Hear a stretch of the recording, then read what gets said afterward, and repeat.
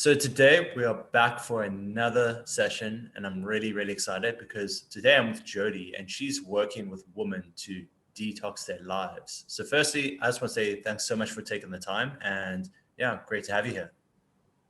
Happy to be here, thank you. Yeah, no, I'm really excited. And for the people who don't know you yet, obviously I gave that very just one-line introduction, but can you tell everyone a bit about you, just who you are, how you're working with these women, and yeah, just about what you got going on? Yeah, I'm really busy right now, actually. I'm working on an exciting program to help women detox their lives at every level, which makes me so excited. And the reason I'm working with women is because for all of my life, I was doing things in a masculine way. And that's what's got me to this point today, is learning how to really sink into the feminine and understand that our bodies are different.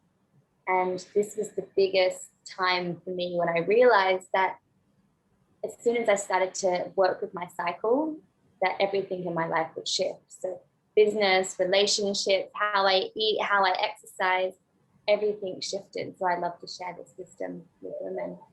Yeah, that was the one thing which really surprised me. I found really intriguing when we first spoke was how you link up so many things in regards to your cycle and how when that's going. Was that even when you were working before what you're doing, you found that you were performing best and you felt best? Like, did it kind of just always come up to you in your life in some way? Yeah, so what I feel like it was before is I just didn't have the awareness of what was going on in my cycle. Yeah. And now that I have that awareness, it enables me to really just work fluidly with my body. So basically before I'd get a mood swing and I'd feel angry or I'd feel irritated or I'd feel sensitive. And before I didn't understand why. And now that I understand what's going on, I can have compassion for myself. But then it also enabled me to see other things based on different times of the cycle that I might be able to communicate clearer versus other times not able to. So yeah, it's profound. It's absolutely profound. And also in relationships, being able to educate my partner of where I'm at in my cycle so he can understand why I'm changing and why I'm different. And yeah, it's great. Yeah, absolutely. Like the one thing I'd love to hear more about before I kind of jump into the next question is because from a lot of the people I've spoken to, they took the journey into teaching others with their spiritual development and coaching others based on kind of the development they were doing with themselves, and they had people kind of already coming up to them. I mean, how did you kind of get into that? Did you have a mentor? Were you learning from someone as well? Or was it very much just a personal development journey before? Yeah, well, for me, it started off, I had no money, no money at all. And I was really sick, actually. I became really unwell I had hormonal acne all over my face. I was covered head to toe in psoriasis, and I was depressed, like so depressed, I didn't even want to leave the house. So I got really lost in YouTube to start with. And so I was watching videos. Sometimes I'd be watching videos like 12 hours a day, and I'd be writing and taking notes. Like I'm a massive writer. Yeah. So I've been creating my own charts. Should I be eating this? Should I be eating that? And I got so lost and so overwhelmed. And then thankfully, as time progressed, I started to get booked. I used to be, well, I still am a photographer and filmmaker, but I used to film a lot of retreats. So I was getting to go to these retreats and I started to learn different wisdom. So for me, I was really lucky. And then eventually I did get a coach. Well, I've had many coaches since then, which really was the game changer. Having someone to work with me one-to-one really makes such a big difference, as opposed to trying to work it all out myself when I'm in it and when I'm feeling it all, and having someone to see my blind spots. Absolutely. Yeah. So it's almost like you went back to school, just 12 hours a day, going through everything you could possibly dig up. It's like you really threw yourself into it, which I imagine can explain the pain that you're in and the way you wanted to kind of change and improve it. And it's so before you went into the coaching, because I know you still do a bit of your photography, but photography was your main focus before everything, right? Yeah, well, it started off with marketing. I used to be a marketing manager, and then I started to work for festivals and nightclubs, and I was a crazy party girl, actually. I lived in Ibiza for 8 years, and it's a very different life. And I was really just escaping, with partying to escape the pain I was feeling in my body. I was so disconnected and I had no idea what to do. So yeah, that was kind of my path in. Okay, so you were doing this marketing, you were taking photos at parties and everything, and just you were doing well, but it just didn't feel good to you at all. No, I knew there was more, and my dream was to have friends that didn't drink alcohol, that wanted to sit in a beautiful outside location and eat fruit together. That was my dream, just to have friends that we could have a picnic and deeply connect. That's all I wanted. And I just didn't think it was possible, because everywhere I lived and where I grew up in Australia, that just didn't exist. So so blessed to live in Bali now and to be surrounded by healthy people. It's so great. Yeah, it's definitely the whole thing of you're the average of the 5 people around you, but in this case it's the entire community, the entire city and town almost. So one thing I know that people who watch these interviews find really useful is maybe they're thinking about jumping into becoming a coach or really making a big change, kind of like you did. So you were working at these parties, you knew it really wasn't your thing. I mean, what kind of was that trigger that kind of sent you down this path of okay, now I want to start working with people? How did that kind of happen? Well, what happened for me was I just started helping people because I wanted to. So I learned all of this knowledge. And then friends started saying, can you teach me? And I'm like, of course, I love talking about this stuff. And I still do. I get stuck in cafes all the time talking to people about detox because I love it. Yeah. And I just started sharing it. And then people were like, how can I work with you? I was like, I don't know. I don't know how. And I was just like, let me just help you for free or by donation. So it just really naturally happened for me. And I actually used to be a business coach before I became a wellness coach. And, what I always say to people now, because occasionally I give the odd business session to someone, I say, wait to see what people are coming to you for. Because if we sit down and we're like, I want to teach people how to improve their digestion. So, okay, well, do people see you as an expert at that? Or do people see you as the expert that can help them to clear their skin?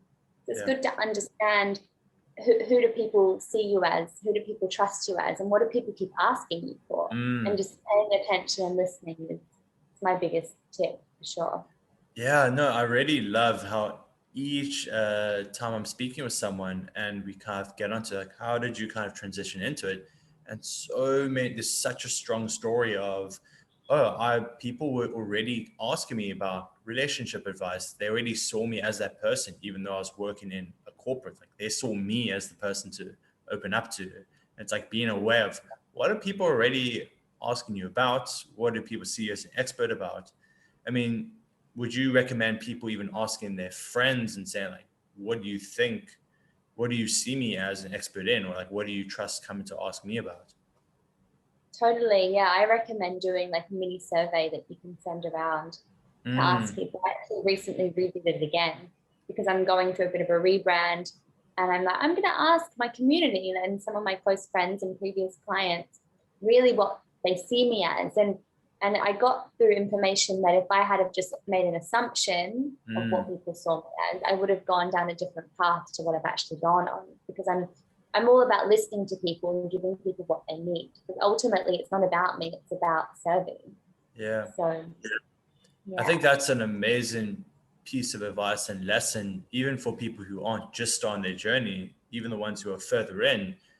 Never stop kind of keeping your eye open and growing. There could be another direction you need to go down now, and asking people, how can I keep helping you? Are there almost a set number of questions that you're asking? Kind of, are there X amount that you kind of go to every time? It's what do you think about this? Why that?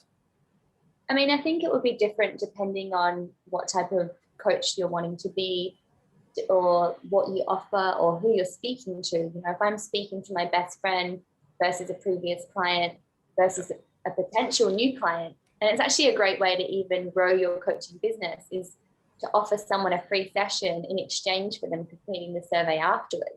So what did you get out of the session? What do you see me as an expert as? what are 3 things I taught you, just to really understand. So really, I think creating a survey needs to be personal. It needs to be customized and really thought about to get the right result and get the right kind of answers to come through. Otherwise, you can ask all these questions and it won't make any sense. So yeah, absolutely. I think that's brilliant advice and brilliant input. So you started kind of just by you doing all this research on your own time to kind of help yourself, and then you're putting it out there into the world, and people were just saying like, oh wow, you seem like you really know this, can you help me with this? And you were just like, okay, I guess I'm a coach now. Or kind of, did you really identify that way, or were you still kind of right in the line of, oh, I'm just helping people for now and we'll kind of see how it goes? What was that journey like? I mean, the block that continued to come up for me was like, I don't know enough. I'm not good enough. I could hurt someone. I mean, when you're working with health, you have to be so careful with the advice that you give, because it could hurt someone's body, So I was really feeling a lot of fear, and I didn't feel ready for a really, really long time, even though people were asking me. So that was when I got a coach that basically told me, you only have to be 1 step in front of the person that you're helping to help them. It's like, oh, that's so true, because just like when I spent hours on end on YouTube learning things, I've done all of that time, and most people won't have done that. So they won't know these different things. They won't know that the female cycle, at one phase, you're digesting faster, at other phases, your digestion's down and your metabolism's doing this. And I forget that people don't know this stuff. And it took having someone to really, I guess, validate that I am enough and let go of that limiting belief first. So, yeah, I mean, when you say 1 step ahead, how do you interpret that? Is it almost like months, or is it days, or is it years, or is it phases of your journey, of your business? How do you kind of see that 1 step ahead concept? It depends. I mean, ideally, well, not ideally, what I'm finding with my clients is that most of them are me 2 or 3 years ago. Yeah. That's what I'm generally seeing as a pattern. However, I mean, I have some clients that teach me things, and it's about being humble. And someone shares something with me, I'm like, oh, I don't know, maybe. And we don't need to know everything. And we can only be an expert in one area with our business and what we're teaching. And someone else might have a different perspective. And I believe always being open-minded and always just growing together. And that's how we build trust with our clients. So if we don't know the answer, we don't know the answer. It's okay. So yeah, absolutely. Yeah. No, that's beautiful. I like that. Also, the bits that you've already mentioned a few times about the needs change as well. I'm sure also the people you're meeting and the things you learn from them also changes your direction a little bit. So you started with almost like one-on-one type coaching. You're working with people very personally. And how can you kind of tell us a bit about that development into more of a program style and how that's kind of come about? What inspired that? Sorry, can you repeat that again? It just cut out for a second. Oh, no problem. So Sorry. I was saying, I really love the bit about how you talk about your journey can change, kind of how you're offering and serving people can change. And I'm sure also the people you're working with, that also you learn from them, and that can change your direction a little bit as well.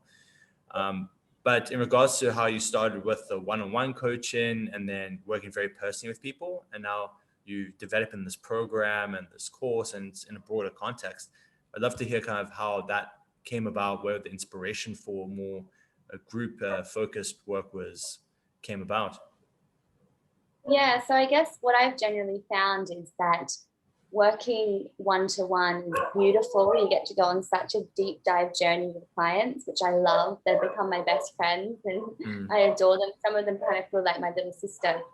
But the more that I work, I want to help more people. And the only way I can do that is to move to more group-based things. So more and more now I'm expanding in ways. It's like, how can I serve more people? How can I provide more resources for people?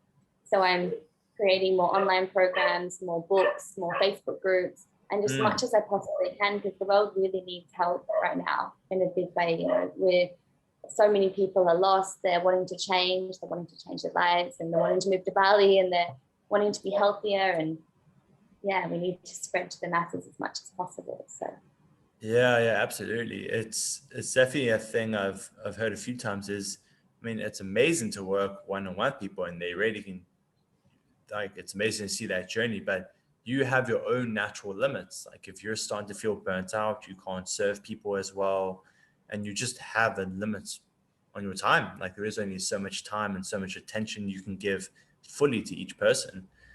And the programs that you're working on now, is that still the focus is always helping women detox, and it's very still focused on cycles and how you can work with your cycles to find your best energy?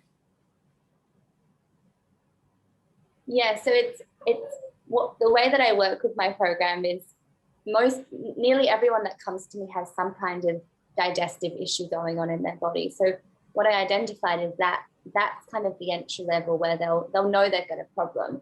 Mm-hmm. But really it ends up being so much more than that, because we can eat all the right foods and do all the right things, but if we don't work emotionally and spiritually as well, then the digestive issues will just continue. So that's kind of what I always do, and what I always recommend to someone that's starting coaching is find out the kind of, I guess you could call it the low-hanging fruit. What is the problem that people have that's really just like standing out?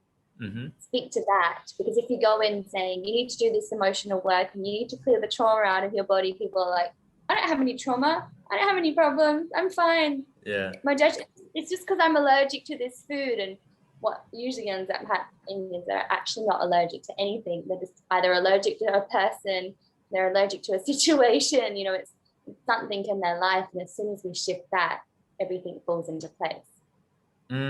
Oh, so you're saying a lot of people can come to you, or they think they kind of, oh, I actually just have this, but the underlying reason is actually very different. And that's what you're trying to attack and kind of help them resolve. Definitely. But yeah, like it's a gradual process. Like for me, I did every single thing you can imagine but the emotional stuff. Because that's the hardest thing to do, is to go deep into the spiritual healing and the emotional stuff. And I really overlooked it. I was like, oh, like it can't have anything to do with my emotions. And then the more I investigated in, I was like, oh, okay. And even now it's so hard. I'm always like, an emotion comes up, it's like, all right, I know I have to deal with that, because if we don't deal with emotional stuff, it manifests in a physical way. Yeah. So instead of just pushing it all the way back down, get back down. And just then. Yeah, well, if you're literally digesting, you're swallowing it down. If you don't speak it or you don't get it out of your body, that's what creates illness. And I'm so passionate about helping women to find their voice and to express and to speak. Because if we don't, we're just hiding away, and it's sick. Okay, amazing. So if someone is actually experiencing issues with their digestion, and it kind of there's a few kind of health related things, but especially focused on the digestion, you would be the perfect person for them to reach out to, follow your type of stuff. Like that's your absolute focus right now. Definitely, yeah. Digestion for women is the core thing that I specialize in. Yes. Okay, amazing. Yeah, because the term detox, I guess, can be used in quite a few different ways by people. Sometimes it's like spiritual detox, sometimes it's just kind of getting back to a base level, but it sounds almost like an overhaul on your side, especially focused on the digestive side of things. Definitely, yes, 100%. So important. Yeah. So how long has since you made that transition of like now you're identifying as a coach and this is what I do, even after you were helping people for so long, you're like, oh, I'm just doing it as a favor. How long has that journey been now of when you officially kind of made that transition? Yeah, so it's been 3 years since I started to make the transition in, but there was a lot of 2 steps forward, 2 steps back. I had my website, but I was still doing my photography thing, and I didn't need any work. So it wasn't really until COVID hit that I lost all of my work, that I had more time to actually focus and apply on my business. So before I had a couple of clients, and I really enjoyed the balance of having a few clients and doing this, but I didn't really take much time to really focus on, who is my customer, like who am I dealing with, who am I helping. I didn't take any of that time to really work out why I was helping people. Like I was just someone was like, can I have a session? Sure, we can have a session. But I didn't really understand it. So since COVID, when I had all this time in the world and I was in lockdown on a deserted island, I got locked down in really air for 2.5 months. Nothing to do, nothing was open. I just had all the time in the world to write content, to plan, to create, and such a gift. No, it's almost like you got forced into making the decision you kind of were naturally being pulled to anyway. It's like it's what I really wanted. Yeah, it's like you originally just saw it as, oh, I'm just helping people, these things come up, but it's like, no, you kind of were already naturally getting so pulled towards just focusing on that and helping people. You just need kind of that push of it. Totally. Yeah, it was such a gift to have all of that time. So it's what I really wanted to do. You know, I didn't want to be filming. I was still filming in clubs, and I had a whole year of still doing some of that, even though I'd given up alcohol and I was sober. I was just taking it for the money. So I wasn't really in alignment with what my heart really wanted. So absolutely. Okay, so when you first made that jump, you already had a few people that you were working with, because like you said, people were already approaching you, you're mentioning what you were doing, people were getting quite excited about it. When you made that official transition, did your kind of mindset or approach change in regards to how am I going to reach people? How am I going to resonate with the people I want to resonate? How did that kind of look for you? Well, the funny thing about health is I find that if we're teaching something, we need to really embody it, right? So a big part of that journey is like, oh my gosh, I really need to embody this stuff. And they don't have days. Like I had about a year ago, I got mugged here in Bali, and it created all this trauma in my body, and my skin broke out. I remember being like, I'm a detox coach and my skin's broken out. I'm a fraud. And all of this type of stuff kept coming up for me. So that was the biggest thing, is when I was becoming and fully owning that label of I'm a coach, I went through everything to really test me, to be like, do you really want this? But also to be humble. And it kind of has woven into my teaching that I really teach women just to be really authentic and to be really real, and to help them remember that they don't need to be perfect, and life isn't perfect and no one is perfect. So it's a beautiful, beautiful journey. Yeah, and you try to share that authenticity from yourself as well, of feeling like this, and this is what I've got going on. So you try to share that authenticity as well. So not just embody, but actually put it out into the world. Totally. I mean, as I was sharing before, if we don't express authentically, like if we don't share our voice, we get sick. And that's the same with any of this stuff. So I say to my clients, I felt like a fraud, or I don't really know what I'm talking about right now. And just really give so much permission when we're vulnerable. Yeah. And I'm like, oh my gosh, you're normal. And it's like, people put coaches up on pedestals sometimes. And it's like, I'm not your teacher. I'm not your guru. I'm just here to help you see yourself. I'm just here to ask the right questions and guide you. But we're no different. So like that kind of, as I've worked with coaches that are like, this is the only way, this is how you must eat, this is what you must do. And for me, it doesn't work. So I think it's like a new way of how coaching is in the future. Yeah, no, that's an amazing mindset. And I don't know if, because you also mentioned earlier a bit about that, a coach can often just be a couple of steps ahead of you in their journey, which, well, a couple of steps could be a different phase, like could be a year or two, but like you're always learning from the people you're working with. You're always learning. You don't assume you know everything. So I'm not sure if that mindset came after that incident, but it ties in beautifully in my mind of like, hey, even though you had that breakout and you're like, oh my gosh, I'm this detox person and I'm having like this breakout. It's like, no, you're still a person. You're still on the journey yourself as well. And you're still learning as well. And things are still going to come up. Definitely, always. And even more so because, you know, when you teach health, you actually have to learn through your own physical body. I'm a firm believer that I will never teach something from a textbook. Unless I have tried it or done it, I'm not teaching it. Because how do I know it's true? Because there's all this information out there, and the only way we really know what's true is if it's worked. So that's one thing that when it comes to health, it's so important. And I've used my body as an experiment. Yeah, no, that's powerful. And it actually, It reminds me of a short documentary I watched quite recently. It was about a health coach, and he super good shape, ripped, six pack, everything. And he was working with someone who was like 300-400 pounds or something. So like a really big person. And he was like, I want to understand what that feeling is like, because he had always been in good shape. So he literally forced himself to gain like 50% of his body weight. Like he gained like 80 pounds or something, like, and that got like really unhealthy. And then he got himself back down, but he wanted to understand what are people going through emotionally, mentally on that journey, because he had never experienced it. And you're kind of doing the same with putting yourself actually in that position of, what does it feel like to put myself through this process before I potentially suggest it to other people or put someone else through it? Yeah, I mean, I even put myself in hospital. I nearly died. Oh, wow. One detox.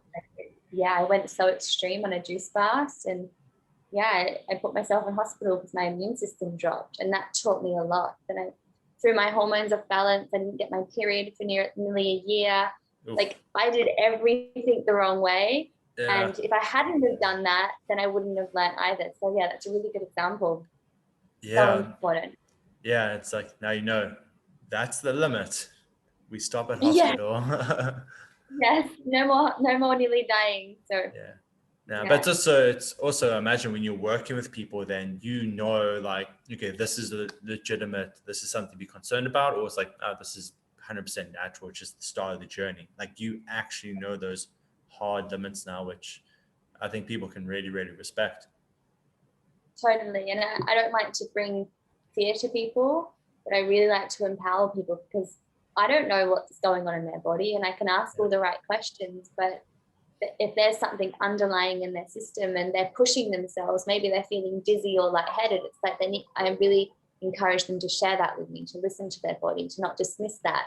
There's a lot of detox programs and things you read, like, it's normal to feel dizzy. And it's like, yeah, maybe, but like, let's talk about why. And do you really need to be uncomfortable during the detox? And more about a slow and steady approach, gradual changes, that you don't need to do a 30-day juice cleanse or go raw vegan for a year or go fully fruitarian. Like I did 2 months, I only ate fruit, you know. So there's so many much more easier ways we can do these things, and gentle is so important with the body. You don't want to hurt it. So yeah, I think also I think this is a good point for us to kind of start wrapping things up. And the fact that you've had those really interesting, well, those really extreme experiences on your own journey as you've become a coach, and then you've still been learning along that journey. I think that's a really good lesson for everyone who's watching. It's like, you don't always need to know everything if you're just starting off, or even if you're a year, 2 years into being a coach, like you've accepted that identity and that label. It's, you never need to stop learning. You need to also be walking the walk, essentially, doing what you're preaching, essentially, what you're teaching people. And I think, yeah, it's a really powerful couple of lessons and mindsets that people can take away from this. So I really appreciate the time. You're so welcome. It's great to speak to you. Great question. Yeah, I mean, and for people who want to reach out to you and hear more about what you're doing, or even check out your programs, or if they're a lady experiencing issues with the digestion and have been thinking about this, what's the best way for people to reach out to you? Yeah, so my Instagram is Bloom with Jodie, Jodie. And my website is www.jodie-louise.com. Okay, can you just repeat that IG handle again? Yes, it's Bloom with Jodie, so BLOON with Jodie, Jodie. Perfect. Yeah, we'll also drop all the links in the bottom and everything. But yeah, thanks so much again for the time. I think everyone's going to really enjoy this. Thank you so much. Hope you have a great day.